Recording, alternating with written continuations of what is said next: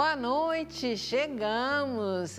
Estamos aqui ao vivo, direto de Cachoeira Paulista para você. Você que está aí nos aguardando, tenho certeza. Tem gente que fica aguardando esse horário, às 10h30 da noite na quarta-feira, para acompanhar o Trocando Ideias. Chegamos já, estamos aqui. E você, já mandou a sua pergunta? Por favor, né? Porque o Trocando Ideias sabe que só acontece com a sua participação. Então, já manda para a gente aqui a sua pergunta no Instagram, tá? @TrocandoIdeiasCN. @TrocandoIdeiasCN. Se você preferir por WhatsApp, você pode mandar no 12 31 86 2600, que cai na nossa central de atendimento e você escreve lá, quero participar do programa ao vivo. Mas eu vou falar para você, no Instagram é muito mais rápido, tá? Então, aproveita aí essa dica e mande já as suas perguntas. Hoje nós temos um tema especial para a gente falar aqui, que é bem interessante. Nós vamos falar, sabe, sobre o quê? Educação financeira. É isso aí. Por isso está aqui conosco hoje o Bruno Cunha, que é membro da comunidade Canção Nova, mas trabalha ali na faculdade, ele é economista, né? É mestre.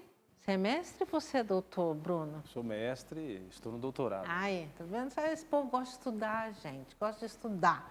Graças a Deus é isso e para ajudar a gente. Está ali na nossa faculdade e hoje vai trazer. Ele já tem um livro aqui pela Canção Nova também que fala sobre a educação financeira, principalmente no casamento, e a gente vai falar mais isso a respeito desse assunto durante o programa. Bem-vindo, Bruno. Obrigado, alegria estar aqui. Obrigado, Carla, Ivana. E estar aqui nesse programa importante, né? Quanto fez parte da minha história também. Então, boa noite para todos aí. Espero que seja um momento bacana para todos. Será? E ela está de volta, gente. Ficou de férias e se deu mal, porque voltou para trabalhar, trabalhando dobrado. Vocês estão acompanhando ela essa semana pela manhã também, no Sorrindo para a Vida. Ela está ali, ó, dando duro, mas não largou a mão do Trocando Ideias. Bem-vinda, Ivana. Boa noite, Carla. Boa noite, Bruno. Boa noite você que acompanha o Sistema Canção Nova de Comunicação, ó, Trocando Ideias no coração. É tanto no coração que hoje de manhã, no Sorrindo para a Vida, eu falei, bem-vinda, família Canção Nova, no Trocando Ideias. A avó Dânia, não!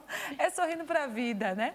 A gente está nessa entrega de vida com alegria, com muita alegria. A gente se apaixona cada vez mais, porque quando a gente se dá, é aí que a gente vê como é belo, como isso satisfaz, como a gente se encontra dentro desse carisma. E, sobretudo, é bonito ver a ação de Deus pelo Sistema Canção Nova de Comunicação. Por isso, acredite, participe, produza a TV Canção Nova conosco, como a Carla falou, com a sua pergunta, mas também com a sua ajuda. Tudo isso só pode ir no ar porque você contribui e ajuda a Canção Nova a chegar. Que horas são mesmo? Olha aí, ó, 10h34, a chegar na sua casa e chegar na casa de tantas pessoas que precisam escutar hoje o que o Bruno vai falar. Porque tem muito casamento que se acaba, porque a gente não sabe. Tem casamentos que nem começam, né? Por causa da educação financeira. Eu brincava antes aqui, Carlos. Eu só sei gastar. Eu falo pro Valdir, vai, passa a verba aí que eu preciso comprar. E a gente sabe que não pode ser assim, né? Depende muito do... Quando a gente fala assim em termos genéricos, né? Depende muito de cada casal, de cada situação, né? Mas é um tema importante a ser tocado, né? O divórcio, né? Foi uma das motivações pelo qual eu escrevi o livro, inclusive pesquiso isso no meu doutorado, né? O número de divórcios no Brasil, tem muitas pesquisas apontando isso, tem crescido bastante, né? Então, dentre os muitos temas que geram divórcio, né? Entre os primeiros está a questão financeira, não é? Brigas por questões patrimoniais, dívidas, né? E tantos outros temas relacionados. Então, é um assunto que muitas vezes as pessoas não gostam de trabalhar, mas é importante, não é? Para que o casal viva bem, tenha paz financeira, tenha estrutura para o lar. Então, é um tema que tem muita coisa para ser abordada. Eu, Cleto, a gente sai algumas vezes para pregar para casais E essa é uma das coisas que a gente fala, como o casal, né, tem vergonha de partilhar a situação financeira, né? Existe aí um certo tabu também, assim como, né, na questão da sexualidade, da conjugalidade ali, né, existe isso também, graças a Deus, tem diminuído bastante, porque, né, a gente tem descoberto e falado disso, né, da beleza do sexo no casamento, mas a questão financeira ainda existe uma trava, né? Verdade. Tá ali o negócio, fica... E você, né, as pessoas têm vergonha, não sei, né? Então, é algo que a gente vai poder trabalhar bastante aqui. Ô, Bruno, para a gente começar, eu sempre digo aqui que a gente tem que começar do começo. A gente começa já falando que é início do ano, porque é janeiro, né? Janeiro é o terror dos economistas, né? Dos economistas domésticos, vamos dizer assim, de quem cuida das finanças, porque é o mês dos is, né? É imposto para tudo quanto é lado, né? E o que a gente pode já, né, de início, falar para aqueles que estão nos acompanhando? Eu sei que já sim, às vezes tem muitos impostos que já venceram, como IPVA, que já tinha que ter sido pago, tem a questão do material escolar, mas talvez para o próximo ano, né, como é que a gente pode aí já amenizar um pouco esse susto do janeiro? Sem contar o cartão de crédito, né, que vem do Natal, né? E do Ano Novo. E férias. Sem dúvida. Era importante que em janeiro a gente já tivesse algum plano, não é? Porque se a gente faz as mesmas coisas sempre, nós vamos ter os mesmos resultados, não é? Então, primeiro olha para o teu ano de 2025, não é? Vê como é que foi, analisa como é que foi o teu ano de 2025. E aí você vai ver onde foi que você errou, onde foi que você acertou, não é? Como é que foi teu janeiro do ano passado? Para que você não repita os mesmos erros, né? A gente tem que aprender com os erros. E o mês de janeiro é um mês atípico, não é? Material escolar, IPVA, IPTU e dentre outras contas, né, de fim de ano. Então, é preciso ter um plano, não é? O brasileiro ele é muito bom de improviso, e isso tem um lado muito positivo, mas, na maioria dos casos, o brasileiro não planeja, não é? Não estou generalizando, tem pessoas que têm esse planejamento, mas, na média da população, as pessoas não fazem plano, não é? E um plano é algo que precisa ser algo concreto. Não pode ser na sua cabeça. Você não pode colocar uma meta na sua cabeça simplesmente. Você tem que escrever. Você tem que documentar. Você pode ter um aplicativo de celular, como tem vários, para organizar as finanças. Quem gosta de planilha, abre uma planilha, não é? Coloca lá. Então, o mês de janeiro tem que começar bem. Se você ainda não planejou, né? Hoje eu estava fazendo as contas, né? Já se passou 5% do ano, né? Um ano 100%, 5% já foi. Hoje é dia 21, né? Então, você tem que ter um plano, não é? E para você montar um bom plano, você tem que parar para pensar. Você tem que ter um tempo para refletir. Você não tem como passar 5 minutos ali, vamos montar alguma coisa aqui rapidinho, não funciona. Então, você tem que ter uma manhã, uma tarde, você tem que olhar para o ano de 2025, você tem que conversar, né? Quem tem família, filhos, né? Esposa, você que é solteiro, tem as contas da faculdade, você que quer casar, tem que ter um plano. E esse plano tem que ser formal, tem que ser por escrito, tem que ter números, não é? E aí você começa com o seu orçamento. Sim. É a base de tudo, não é? O orçamento é o quê? Quanto eu ganho, quanto eu gasto, não é? E aí você tem que projetar isso para o seu ano inteiro, né?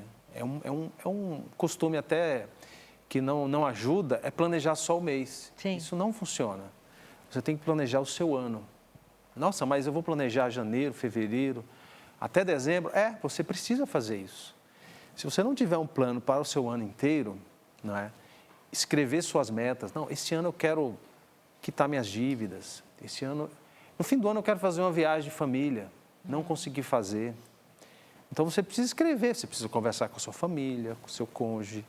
E quais serão os meios para isso? Então é um pouco, né, do que eu trago sempre e que as pessoas não gostam de fazer, mas é muito importante.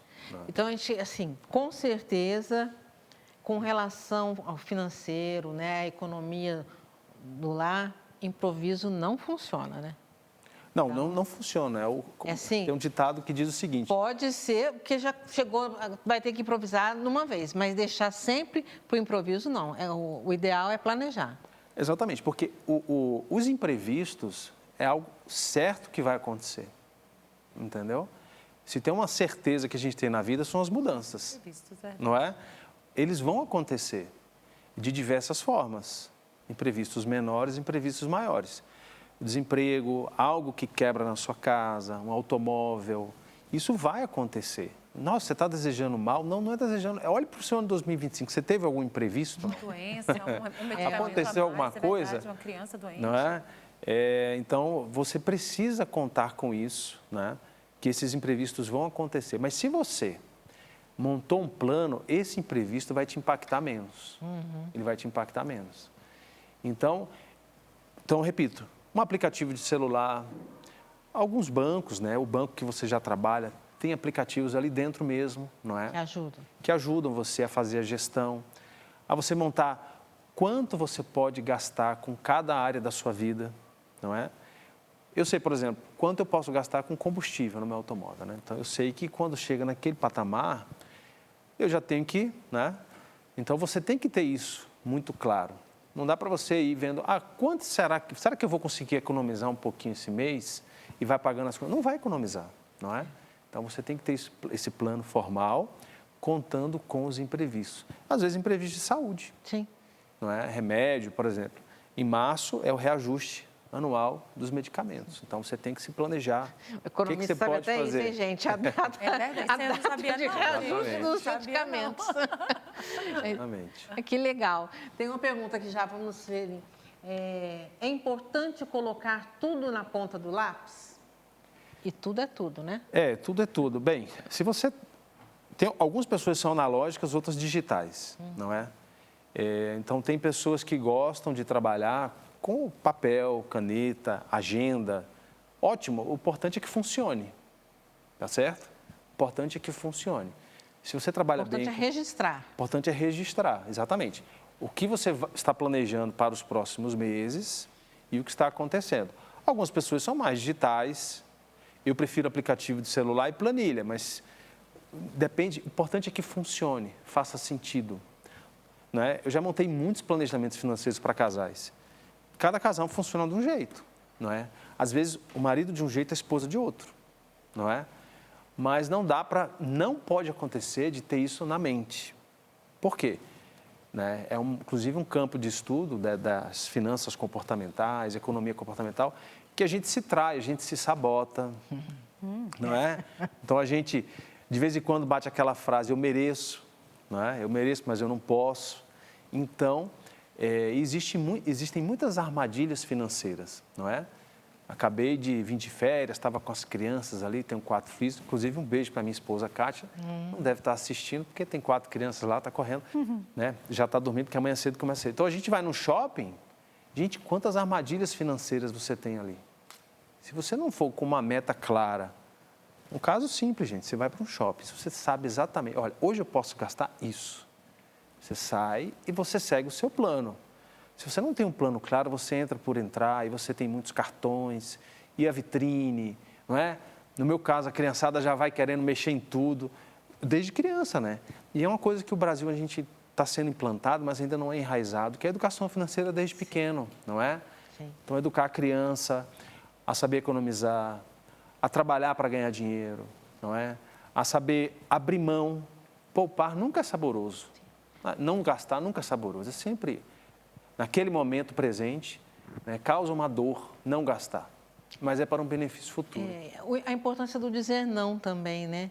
Porque aquela história que a gente escuta, né, muito assim, mãe, eu quero isso. Na volta a gente pega, né? Na volta a gente compra e a volta sempre é por outro caminho, né? Mas essa coisa da gente não ser realista com os filhos também. Não dá, esse mês não dá, né? Eu não posso comprar isso, isso aqui não está. Eu lembro muito o Cleto dizia para as crianças assim, é necessidade ou é vontade? Né? Então, às vezes você fica com dó, você fica nessas armadilhas também, que você fica, a criança fica com aquela cara...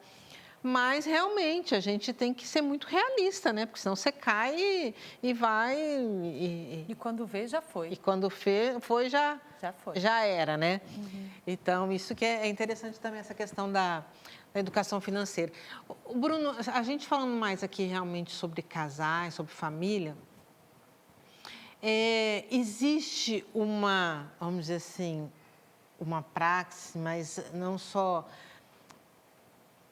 o ideal, tá? Porque, assim, casais, tem que ter conta conjunta ou não?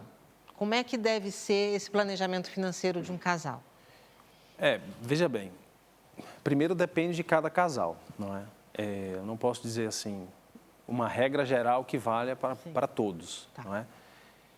O principal é que não haja segredos, não é? Porque é conceito bíblico, inclusive, né?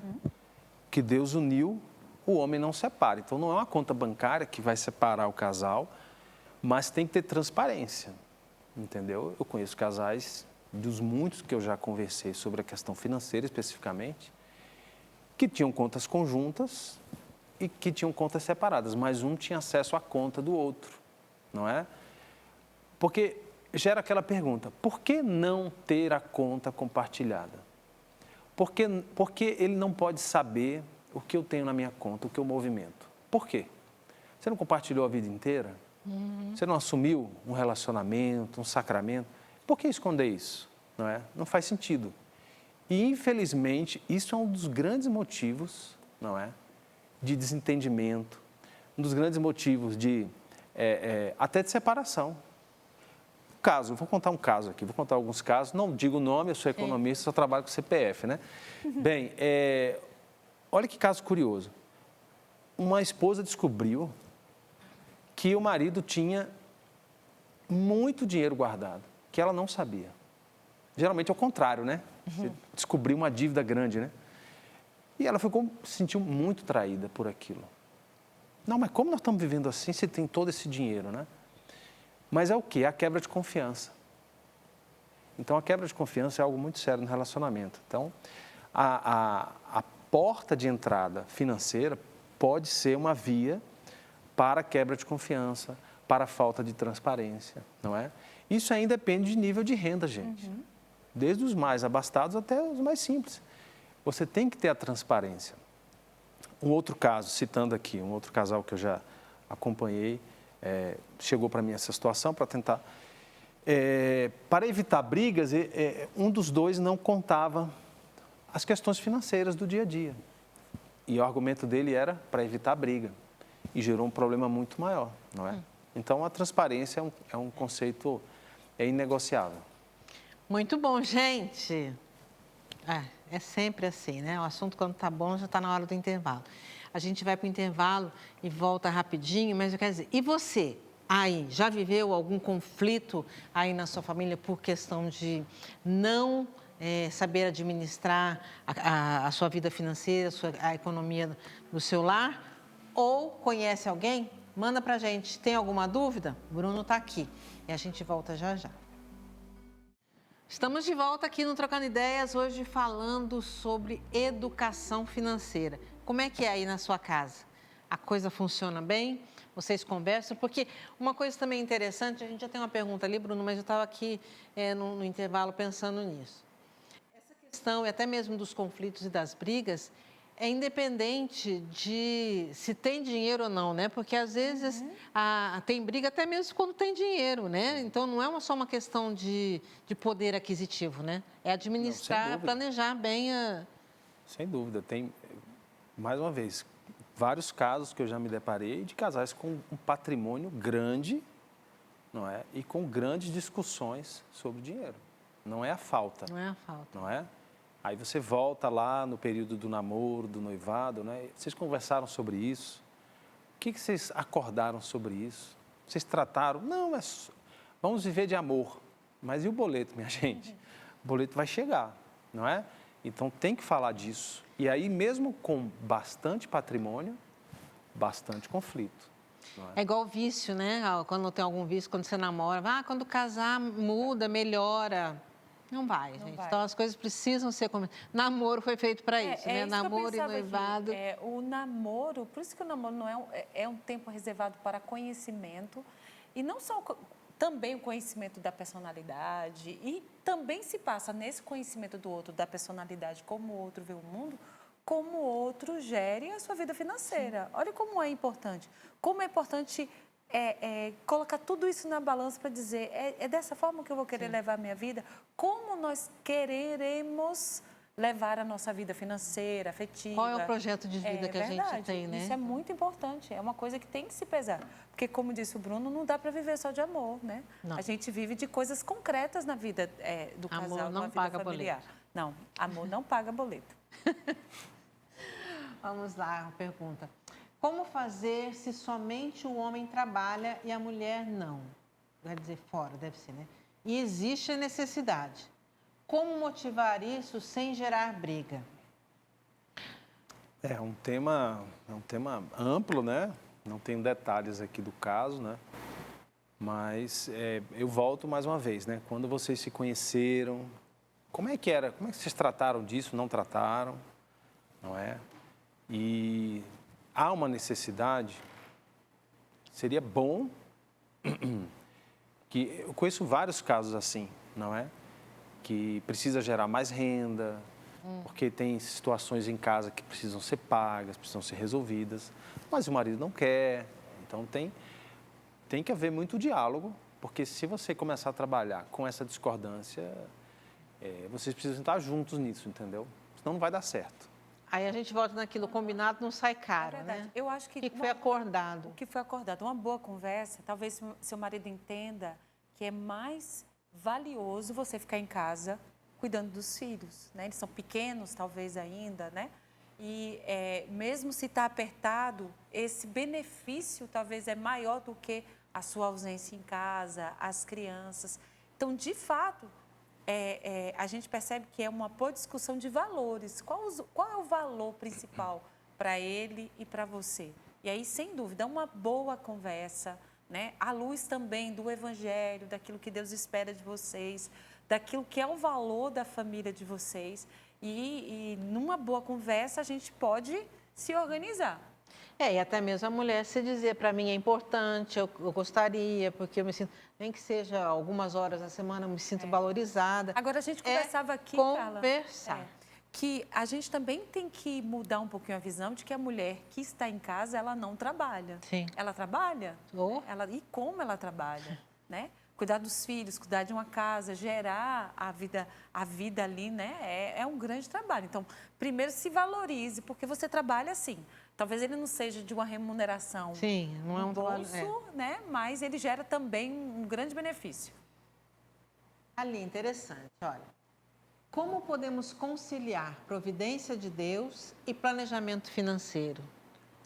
É um tema importante, né? Recorrente, inclusive, né? No nosso meio, principalmente. Principalmente, não é? Então, a providência divina não exime a previdência humana, não é? Então, a gente tem a frase de Santo Inácio de Loyola, faça tudo como se dependesse de você, sabendo que tudo depende de Deus. Então, Deus quer que a gente trabalhe, que a gente planeje, Deus nos deu inteligência, ferramentas, não é? E isso potencializa muitas vezes a providência, sabendo que, não é? Você depende totalmente de Deus. Não há nada que nós tenhamos que seja somente nosso. Nós recebemos tudo, né? Estarmos aqui é providência. Às vezes as pessoas reduzem a providência apenas ao material. Exatamente. Não é? Acordar vivo é a providência. O ar que respiramos, a água, tudo é providência. A providência, como a vontade de Deus acontece na nossa vida. E aí, Deus muitas vezes providencia de forma extraordinária, não é? As coisas acontecem de forma inesperada. E bonito isso, não é? Mas há também momentos que Deus quer que a gente planeje. Qual homem, antes de construir uma torre, não é? Lucas 14, 28, não planeja, não faz a conta, não vê quanto vai custar, para que não venham a rir dele porque não concluiu aquele projeto. Então, é importante você, não é? Fazer o seu plano e pedir a bênção de Deus. A gente viu o caso aqui do casal, não é? Se trabalha, se não trabalha.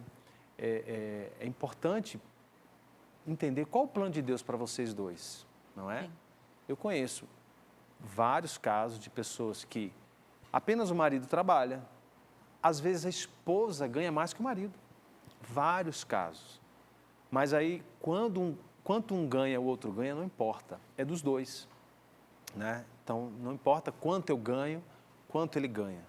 O que importa é que você casou, vocês estão juntos, nesse lar, agora é o nosso salário, é o nosso rendimento. Inclusive, o poder de decisão é dos dois, não é? Então, um pouco disso. Sobre essa pergunta também, o que me chama a atenção é até os próprios milagres do Cristo, né? Vamos pegar aqui o milagre da multiplicação, a grande providência. Mas Jesus quis precisar de 5 pães e 2 peixinhos, né? Então, a nossa participação nessa ação da providência, me vem na lembrança aqui o jeito que o Padre Jonas, né? Se a gente toca nessa bancada aqui agora, se a gente toca nesse chão dessa chácara, que hoje está lotada de gente, porque a gente tem o ENF no final de semana, é bonito ver esse povo de Deus que vem à chácara de Santa Cruz. A gente toca num homem que acreditou profundamente na divina providência, mas que fez a gente trabalhar muito, né? Fez a gente trabalhar. Ensinou a gente a trabalhar. Ensinou, e também ensinou a gente a não esbanjar. Verdade. A ter respeito pela providência e por aquilo que Deus nos dá. Você dando esse exemplo da multiplicação dos pães, assim, Jesus precisou contar com aquele menininho, com os pães, os peixes, mas ele também contou com os cestos depois para recolher. Porque não é aquilo, Deus deu, Deus multiplicou, agora deixa aí, né? Deixa aí os bichos, os animais comerem, né? Os passarinhos, blá, blá, blá. Não, é respeito com aquilo que Deus providenciou também. E eu preciso, porque podem ter outros que vão... precisar, né? Partilha, né? Então, a gente também ter essa consciência, né? Eu acho assim, e isso também é do planejamento. Para mim, eu precisava disso aqui, mas veio a mais, né? Então, não é meu, é do outro, né? Então, mas a gente ter essa coragem também, né, de não brincar com a providência divina. E sempre confiar. Aquela frase bonita que o Padre Jonas diz: acostumei meu coração a confiar sempre. Né? Então, a providência é esse confiar que a gente faz a Deus, que rege a nossa vida. E quando um é equilibrado financeiramente e o outro desorganizado? Legal, né? Isso acontece com muita frequência. Não é? 99%. Muita frequência. Isso não é um problema em si, não é? Eu imagino que, por isso que, eu já dei vários cursos de noivos, por exemplo, né? Em paróquia, essa coisa toda, né? Interessantíssimo. Então, você vai, quem é essa pessoa que está do seu lado, não é? Vocês falam, como é que ela se organiza em termos financeiros? Né? Ela gosta mais de gastar e depois ela... Então, isso você já tem que conhecer essa pessoa, não é? Você sabe que barca que você entrou e que algumas coisas melhoram, outras não. Conheço casais que a vida inteira, um é controlado, o outro é descontrolado, e aí está certo, gente. E eles vão passar a vida inteira discutindo e chegando num diálogo, e um tentando economizar e o outro gastar. Entendeu? Agora, tem que contar com a graça de Deus, tem que contar com uma espiritualidade. Inclusive, falando do meu livro um pouquinho, né, o tripé do livro, na academia a gente fala assim, de tripé conceitual. Né? Quais são os 3 conceitos do livro? Primeiro, a gente está falando de dinheiro, mas tem 2 passos antes. Né? Primeiro, colocar Deus em primeiro lugar. O casal precisa rezar. O casal tem muitas atividades, o casal tem 1000 obrigações, mas o casal precisa rezar. Precisa colocar Deus em primeiro lugar. Precisa desse tempo de oração, cada um do seu jeito, com a sua realidade. Precisa ir à missa, ler a palavra de Deus. Precisa. Né? Sem Deus, nada funciona, nada para de pé. Bem, e o segundo ponto, o casal precisa cultivar o seu relacionamento. Não é? Muitos casais estão enfrentando problemas conjugais porque o tempo foi passando e aquilo foi ficando de lado. Outras prioridades. Então, Deus, o relacionamento, o amor. Aí depois sim, não é? A estrutura financeira. Então vocês dois, se um é mais controlado, o outro é mais... Sejam honestos. Com o tempo, você não tem mais o que esconder, né? Eu tenho 10 anos de casado, vocês dois têm mais chão do que eu, bem mais, não é? E sabe que com o tempo, aquela pessoa está totalmente exposta um para o outro. Então você sabe que o outro tem mais, é mais descontrolado, tem menos aptidão com números. Não é interessante essa aptidão com números. Nem sempre o homem tem mais aptidão com números. Sim. Ou nem sempre a mulher. Às vezes nenhum dos dois. Tem que pedir ajuda para um terceiro. Tem que fazer um curso. tem que comprar um livro, tem que estudar, até porque o tema desse programa não se esgota nesse programa. Eu espero que gere interesse para que você continue estudando, né? E lembrando isso, que não é feio, né? Pedir ajuda, a gente pedir auxílio, até uma assessoria, né? Para montar um planejamento. Se eu não tenho essa aptidão e você tem, né? Vou atrás de quem tem para ajudar, pelo menos para a gente dar o pontapé inicial como casal, né? Para não ficar aí parado e, não, vai esperar cair do céu. Exatamente. Você está com problema de saúde, você não sabe o que é, você vai atrás de um especialista. Você vai do clínico geral, depois você vai no pronto-socorro, depois você pega indicação para tratar, não é, aquele paciente. Eu não posso ir na farmácia e me automedicar com coisas que eu acho, isso é um grande problema no Brasil, automedicação. Então, procure uma pessoa, né, conhecida, uma pessoa que você tenha confiança para ajudar vocês. Olha, vi que tem pergunta ali também, mas eu estou vendo aqui no Instagram, tem várias. Obrigada a todos vocês que estão participando aqui conosco. Ganho um salário mínimo e faço outras coisas extras para ganhar um pouco mais. Sempre preciso usar o limite, deve ser do cartão, né? Só vivo no negativo. Sou sozinha nas coisas de casa. Como melhor me organizar? São várias questões aí na mesma pergunta, não é? Eu não sei quais são os seus custos, né, os seus gastos, mas pelo que dá para entender, ele não é suficiente, não é? E tem muitos casos, minha gente, que eu já observei, que não é só uma questão de economizar, porque a pessoa já economizou tudo que podia. Ela já não tem mais de onde tirar mesmo. No Brasil, nós temos 80% das famílias endividadas, não é? Então, pessoas com dívidas e dívidas grandes é algo muito comum hoje no Brasil, né? Juros altos e tudo mais. Então, eu recomendo o quê, né? Primeiro, rezar, pedir a Deus a graça para dar uma luz, não é? De repente, você fazer um currículo, tentar uma outra colocação profissional, fazer um curso, pedir a graça de Deus também. Já vi inúmeros casos, né? E a Canção Nova testemunha isso. Pessoas que rezam pela situação profissional, não é? Sim. E as coisas acontecem. Não sem esforço, né? As portas se abrem. Exatamente, não sem dedicação. Não, vou ser o melhor funcionário, vou chegar cedo, não é? Eu vou me dedicar mais, eu vou estudar, eu vou sair um pouquinho do celular, eu vou ler um livro, né? Eu vou ler um livro, eu vou assistir um documentário, eu vou crescer e as pessoas vão reconhecer. Então, talvez isso seja um pouco mais no longo prazo, não é? Então, assim, são várias questões, mas Deus tem um plano, né? Eu não sei a sua situação, mas Deus tem um plano para cada um. Então, Ele tem um plano para você. E eu já vi muitas pessoas testemunharem isso, que rezou, que fez um retiro, que buscou um aconselhamento espiritual e, do ponto de vista profissional, foi se aperfeiçoar, foi buscar um feedback ali. Olha, gente, como é que tem possibilidades nessa empresa que eu estou? Não tem? Tem outra empresa que eu possa, não é? Posso trabalhar final de semana, eu posso vender produtos na internet, não é? Tem coisas que eu não uso em casa, eu vou vender, vou colocar lá no aplicativo, vou fazer dinheiro no curto prazo, Sim. não é? Então, é um pouco disso. De novo, gente, já está na hora do outro intervalo. Vocês acreditam nisso? Mas eu prometo que vai ser rapidinho, já a gente volta, nós vamos economizar o tempo aqui. Já a gente volta para responder mais perguntas a respeito da educação financeira. É já. Falei que era rapidinho, né? Então, não vou nem bater muito papo aqui, porque o intervalo já rendeu. Eu vou ali para a pergunta para a gente entrar no assunto que a gente estava discutindo aqui. Quando as dívidas somam mais que os ganhos, o que devemos fazer para regularizar? Começar por onde, Bruno?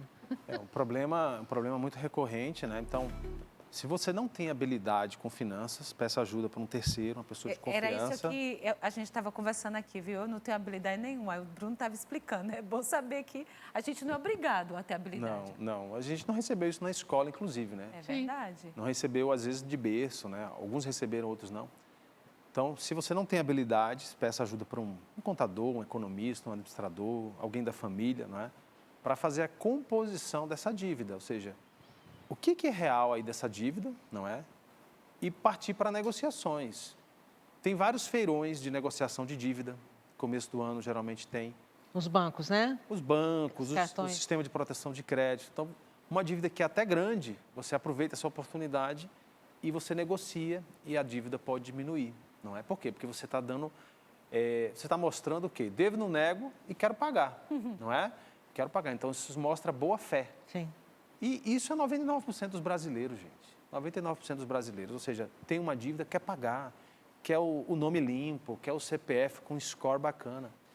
Então, peça ajuda para alguém e negocie, não é? Não é porque está aparecendo no saldo do banco aquela dívida que você vai pagar exatamente aquilo. Muitas vezes, negociando, o próprio banco vai reduzir porque você está tendo uma atitude de boa fé. E se você não consegue negociar, peça para alguém negociar por você e essa dívida pode ser abatida, não é? E, claro, aí, depois de resolvida a dívida, aí como gerar renda, né? Se não está cabendo no seu orçamento, como gerar mais renda para caber isso. Então, a gente sempre começa pela que tem o juro maior, tentar negociar esse... Tem várias metodologias. Existe um método de qual dívida maior e vamos atacar ela primeiro, não é? Porque a dívida mais cara, por exemplo, cartão de crédito, né? Esse é o vilão, né? 80% das dívidas são cartão de crédito. Por isso que você recebe cartão de crédito à torta e à direita, chega o cartão de crédito para você nem pediu. E com limite... Limite nas alturas, cima. o céu é o limite. Então, geralmente a dívida mais cara você busca tentar quitar ela. Algumas pessoas funcionam assim, aquelas pessoas que têm muita dívida, se recomenda, né? Aí depende de cada caso, né? Ir pagando as dívidas menores. Por quê? Porque ela quita uma dívida, ela se automotiva, né? Nossa, eu quitei essa, paguei a conta de luz. Nossa, quitei a internet, quitei Aí ela começa a se motivar, ela começa a pensar naquilo, eu consigo. E aí ela começa a gerar um círculo virtuoso. E aí pode ser seu caso, né? E aí ela consegue chegar na grande depois. Ela vai pelos problemas. Já viu prova? Você pega a prova, né? Tá aqui os alunos. Vai na questão fácil primeiro, não é? Depois você vai na difícil. Isso aí te motiva, né? Ai, que legal. Como um casal que ganha 2 salários poderá investir o mínimo em algum título de capitalização ou forma para se guardar uma renda? É uma questão complexa, porque falar de investimento tem tantas coisas, não é? Que aí seria um bate-papo à parte. Os né? investimentos de riscos. Exatamente. Então, geralmente, os títulos de capitalização não são bons investimentos. Eu não posso falar assim de forma genérica, né? Mas a maioria, né, digamos assim, não são bons investimentos. Alguns não são nem considerados investimentos, você até perde. Pensa que quem te vende esse investimento é o banco, muitas vezes, não é? Não estou generalizando, tá bom, gente? Né? Deixando aqui bem claro. Mas, mais uma vez, leia, estude, tá bom? Pesquise. Tem muitas formas interessantes. Procure ajuda de alguém de fora, né? Um olhar de fora. Exatamente. Procure ajuda de alguém que não tem interesse no seu dinheiro. Não é? Olha, como é que você faz? Sabe aquela caixinha que guarda lá do banco tal? Rende quanto? Entendeu? Então, não é no programa que te esgota o assunto. Você tem que continuar isso amanhã de manhã, no seu cafezinho da manhã, no intervalo do trabalho, você vai lá e conversa com um colega. Ué, por que esse colega ganha o mesmo que eu e consegue juntar, e consegue trocar o carro e viajar e eu não consigo? O que você faz? Me ajuda aí. Ah, não, olha, eu guardo aqui, eu guardo ali, eu elimino aqui, eu elimino ali. Eu confiro, não é? O que o banco me cobra. Tem coisa ali que às vezes, né? Sim. Eu fico atento a golpe. Todo dia chega uma ligação de golpe, não é? Sim. O Brasil é campeão de golpes financeiros. Então é isso, né? Então tem que tentar estudar, conhecer para tomar boas decisões. É correto só um arcar com as despesas? Tive 2 relacionamentos. Quando cobrei para dividir despesas, separação total. Certo ou errado é o que foi combinado, né? Eu conheço esposas que são mantidas pelos maridos e está tudo certo. Foi o combinado entre eles, não é? E dá super certo. Inclusive casos familiares, né? Eu tinha um tio meu que ele era advogado, muito renomado, né? Muito bem financeiramente, mas não sabia administrar o próprio dinheiro. E a esposa, não é? Fazia toda essa administração. Então, funcionava, dava certo. Então, você está no relacionamento, não é? O que vocês vão combinar? Qual que é o acordo de vocês? Que não é o acordo que a Carla e o Cleto têm, que a Ivana e o Valdir têm, que eu e a Kátia temos. Cada um vai ter o seu. Então, combine, não é? Eu não quero tocar nesse assunto, né? vamos deixar para depois. Uma hora você vai ter que falar desse assunto, não é? Porque isso é um tema importante. E quanto antes, melhor, né? Senão vai Quanto antes, virando... melhor, claro, da forma correta. Mas não é? eu chamo atenção uma coisa também, sabe, Bruno? Acompanhando vários noivos para casar, alguns, né, que muitas vezes vêm bater na porta da igreja, pedir o sacramento do matrimônio, mas que já são casados, já moram juntos, vários falaram para a gente assim, eu vim com minhas contas, ele veio com as suas contas. Eu vim com as minhas coisas, ele veio com as coisas dele. Eu vim com o fogão, ele veio com a geladeira. Sabe por quê? Porque no dia que a gente não se der mais bem, cada um sabe o que vai levar. Então, é interessante também a gente saber que nessa conversa aqui, esse combinado tem que gerar união. E não esse combinado, eu chego com isso, eu chego com aquilo, você fica com aquilo e eu fico com isso, porque no dia, né, que não der mais certo, a gente sabe o que cada um tem para levar. Então, um relacionamento a dois, principalmente quando a gente vai pedir a bênção de Deus para esse amor, um sacramento, né? Isso é até um motivo de nulidade também, porque você já total. quer né? casar pensando que você vai não der certo, Vai você se separa. separar, né? Então, assim, mas para a gente entender que isso muitas vezes é o que se passa na cabeça de muitas pessoas. Então, esse combinado é o que gera unidade e não ao contrário. Sem dúvida. Isso, inclusive, é uma forma moderna, não é? Porque o casamento, você tem que pensar no casamento para a vida inteira. Não pode ser um teste, né? No sentido de, vamos ver se dá certo. Você tem que seguir um caminho, não é? O homem deixará o seu pai, a sua mãe, está lá em Gênesis, né? Deixará o seu pai, a sua mãe, se unirá à sua esposa. Então, é isso que a igreja defende, né? Da instituição familiar. Isso é sabedoria da igreja, isso é sabedoria de séculos, não é?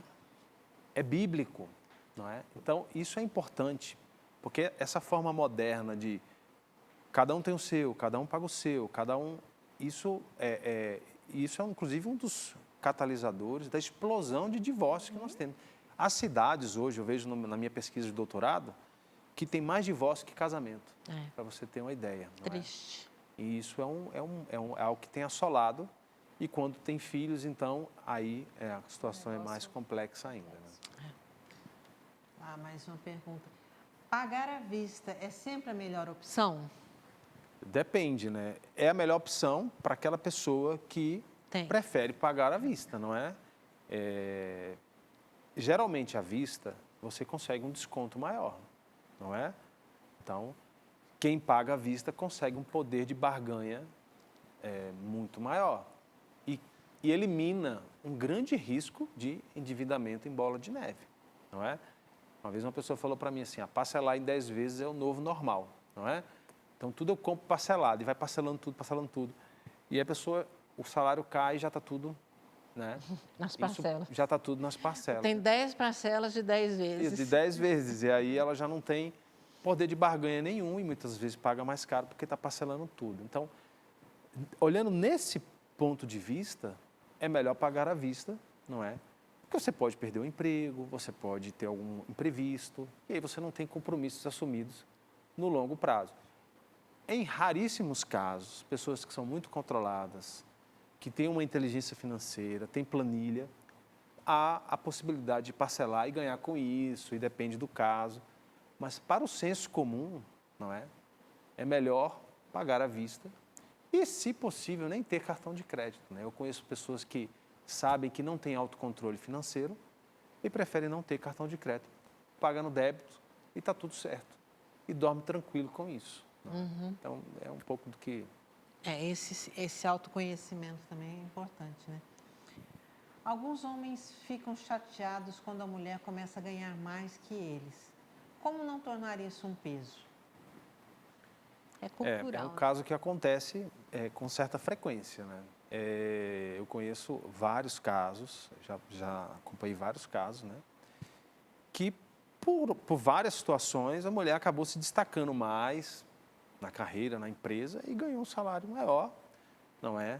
Então aí tem que ser, primeiro, esse princípio de que não é o meu salário o seu salário, é o nosso rendimento. Se você, esposa, consegue trazer mais recursos financeiros para casa, não é sozinha, não foi porque você conseguiu sozinho, Sim. porque tem uma pessoa do seu lado, não é? Que te dá o apoio, que te dá o suporte, não é? Então, não existe mais o meu e o seu salário, é o nosso, entendeu? Então, você coloca isso numa conta em comum. Agora, há casos em que isso, né, deixa um pouco de chateação, então isso tem que ser conversado, tem que ser feito oração, aconselhamento, não é? Para que isso possa se resolver e para que isso não seja empurrado com a barriga, né? Porque se isso está chateando, então tem que sentar e resolver a situação. Porque um problema, gente, um problema que é protelado, ele tende a crescer, Sim. não é? Ele não tende a diminuir, não é? Então, um problema, você procura eliminá-lo ou pelo menos mitigar o risco, não é?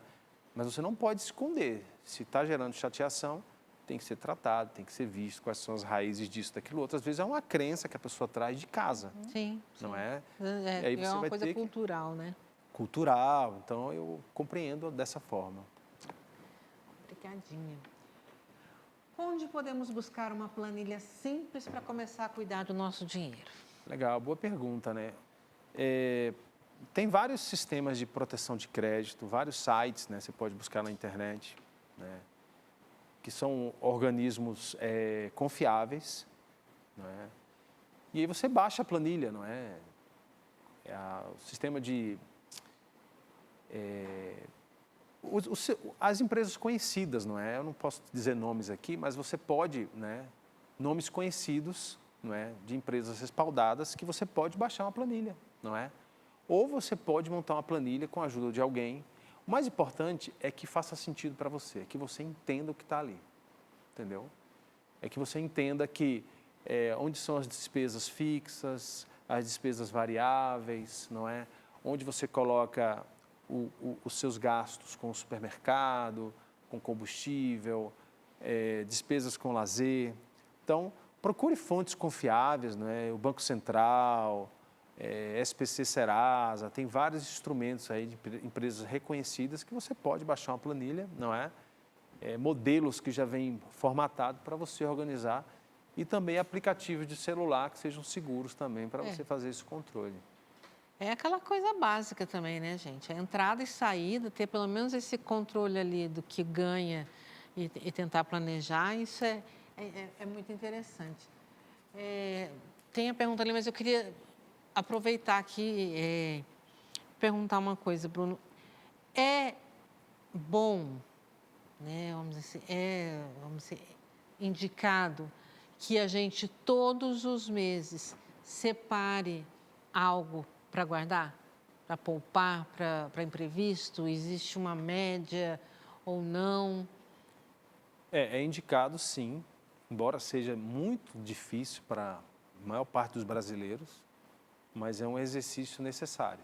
Não é um exercício necessário, pelo menos, né, digamos 2% da sua renda, não é?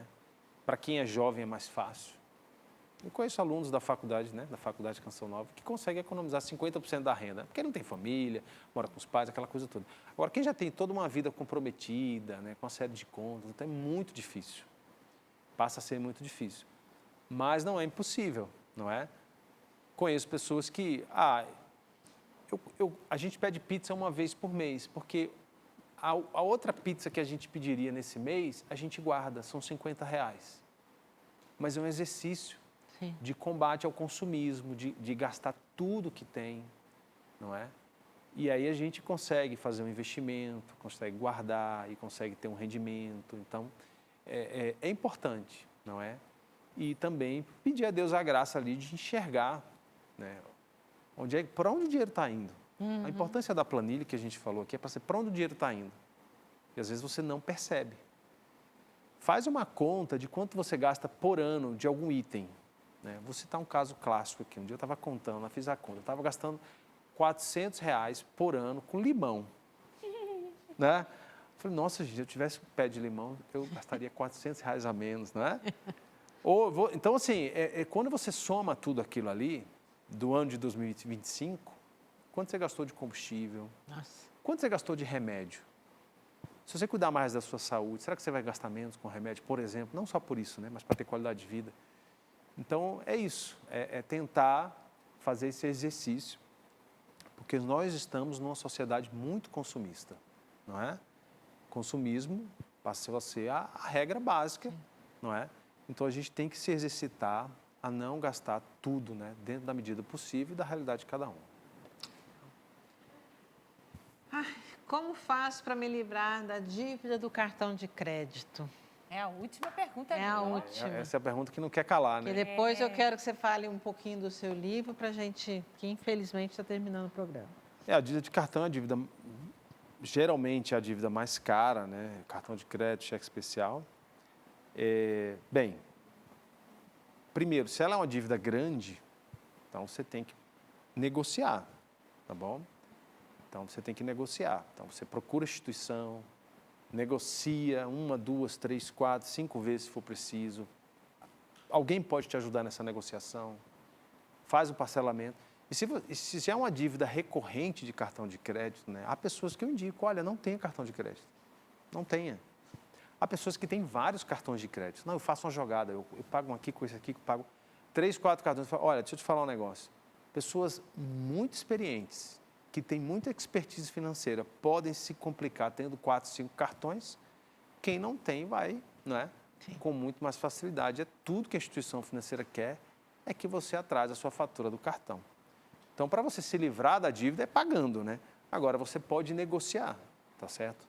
Há dívidas que são abatidas 70%, 80% após uma negociação. O negociar não é aquela coisa de pagar o mínimo e entrar no rotativo. Não, é você procurar a instituição, ou seja, já está atrasado. Pagar o mínimo do cartão é um juros mais altos que tem. Mas é você ver o que já está atrasado e fazer propostas em cima daquilo. Bruno, já estão mandando a gente embora, mas fala um pouquinho do livro rapidinho e desde já eu quero te agradecer, né, por estar aqui. Eu acho que muita gente em casa também já... Nossa, foi uma baita de uma ajuda. Então, já agradecer e dizer que estamos abertos aqui. Quando puder, quiser, pode voltar aqui no Trocando Ideias. Eu que agradeço, né? Espero ter contribuído aí. Obrigado pelo apoio aqui das colegas, né? Bem, o livro foi pensado nisso, né? Combater o divórcio causado por questões financeiras, né? Então, se você conhece alguém, eu pego muitos casos de pessoas que conhecem um casal que está brigando por causa de dinheiro, está discutindo. Então, dá o livro de presente, não é? Ajuda a Canção Nova. Alguém que vai casar, não é? Alguém que vai casar, né? Já noivo, tem vários de noivos. Exatamente, já teve várias paróquias onde eu já fui para falar para os casais, para os noivos, né? Para falarem sobre o assunto e pedir a bênção de Deus sobre o dinheiro e as finanças. Então, tá aí, olha, na loja da Canção Nova, O que Deus uniu, o dinheiro não separe, Finanças para Casais, Bruno Cunha. Procure aí. Obrigada, Ivana, bem-vinda de volta. Obrigada a toda a equipe. Quero mandar um beijo especial hoje para o nosso diretor, que é extra hoje, que é o Marcelo Chaves. Ele disse que duvidava que eu ia mandar um beijo para ele. Um beijo, Chaves, um beijo na Camila. E vamos lá, né? Porque o Trocando Ideias volta semana que vem com a graça de Deus.